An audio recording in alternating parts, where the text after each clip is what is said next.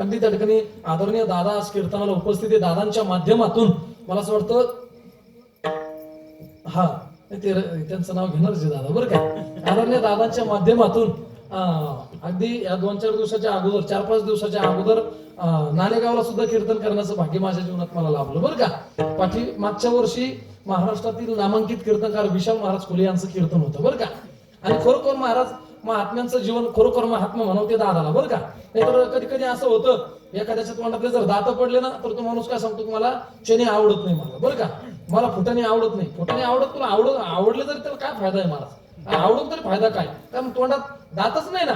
मी सांगत असतो दादांच्या घरचं वातावरण बघितलं खरोखर एक म्हणजे आता हा काही विषय कीर्तनात बोलायचा विषय नाही. त्या ठिकाणी असं बोलावं असं वाटलं म्हणून बोलण्याचा प्रयत्न करतो. घरचा विषय बघितला खरोखर दादांच्या नातेवाईकामध्ये किंवा दादांच्या त्या ठिकाणी घराण्यामध्ये कोणताच माणूस गरीब नाही महाराज बरं का.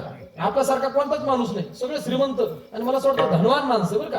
दादांची पण घरची श्रीमंती भरपूर आहे महाराज. पण मी सांगत असतो एवढं सगळं ऐश्वर्य असून सुद्धा अंतःकरणामध्ये वैराग्य निर्माण व्हावं. अंतःकरणामध्ये जनसेवा लोकांच्या त्या ठिकाणी मला असं वाटतं की सेवेसाठी आपलं जीवन समर्पित व्हावं ही भावना दादांच्या अंतःकरणामध्ये होती बरं का.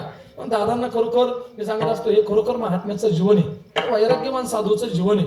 आदरणीय त्या ठिकाणी दादांच्या माध्यमातून दादांच्या त्या ठिकाणी गावी सुद्धा कीर्तन करण्याचं भाग्य माझ्या जीवनात मला लाभलं. अगदी मला असं वाटतं दादांची पिताश्री आदरणीय आमचे आपणचे सुद्धा आज कीर्तनाला उपस्थिती आहे. अगदी गोड असणारा ज्यांचं मृदंग आहे गोड असणारा ज्यांचा हात आहे. आणि मी सांगत असतो भाऊ आमचे होठ बोलतात पण आमच्या करण महाराजांचे बोट बोलतात बरं का. हे सोपं नाही महाराज. जावे त्याच्या वंशा तेव्हा कळे खावे त्याचा रसा नाही. बसल्या बसल्या म्हणणं सोपं आहे. महाराज तुम्हाला वाजता आला नाही महाराज तुम्हाला गाता आला नाही इथे म्हणून पण कशा गुदगुल्या होत्या.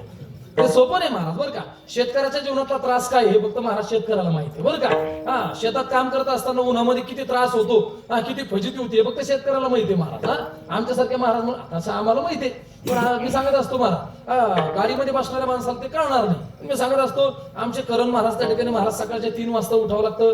ते बोट फुटेपर्यंत रियाज करावं लागतं. तेव्हा कुठं आपल्यावर विश्व माऊली ज्ञानोबारांची कृपा होते. गोड असणारा ज्यांचं मृदंग आहे गोड असणारा ज्यांचा हात आहे मृदंग सम्राट मृदंग अलंकार आमच्या बाळू महाराज शेळके यांच्या संस्थेचं भूषण असणारे आदरणीय आमचे करंजी महाराज भानुशी असतील. आमच्या करण महाराजांना सुद्धा अंतःकरणापासून धन्यवाद देतो. अगदी मला असं वाटतं परिचित अपरिचित त्या ठिकाणी सर्वच मंडळी सर्वांना अंतःकरणापासून धन्यवाद देतो. अगदी या कीर्तनाची शूटिंग करण्याकरता अगदी दोन्ही आमचे त्या ठिकाणी बरं का बंधू आमच्या दोन्ही बंधूंना अंतःकरणापासून वंदन करतो धन्यवाद देतो बरं का. ते लाईव्ह करणार होते पण मी सांगितलं लाईव्ह करू नका. त्यालाच माहिती केलं नाही म्हणून आता पण मला असं मी त्यांना सांगितलं बरं का लाईव्ह करू नका. कारण काय आहे की आज त्या ठिकाणी आता सप्ताहाचं जे नियोजन झालं ते दादांच्या माध्यमातून घडलं. आणि मला असं वाटतं सगळ्या तारखे दिल्याच्या नंतर आज मी एका ठिकाणी कीर्तन घेतलं होतं बरं का.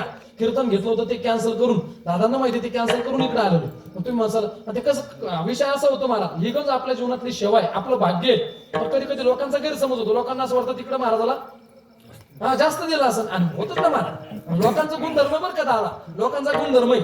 जर लोकांना अडचणी आल्या ना लोक एका मिनिटात सांगतात महाराज अशी अशी अडचण आली आपलं कीर्तन कॅन्सल करा. पण आपल्याला जर अडचण आली ना लोकांना विश्वास होत नाही महाराज. लोकांना विश्वास होतच नाही. लोकांना विश्वास तरी कशी होणार कधी कधी महाराज लोक सुद्धा धोका देतात महाराज.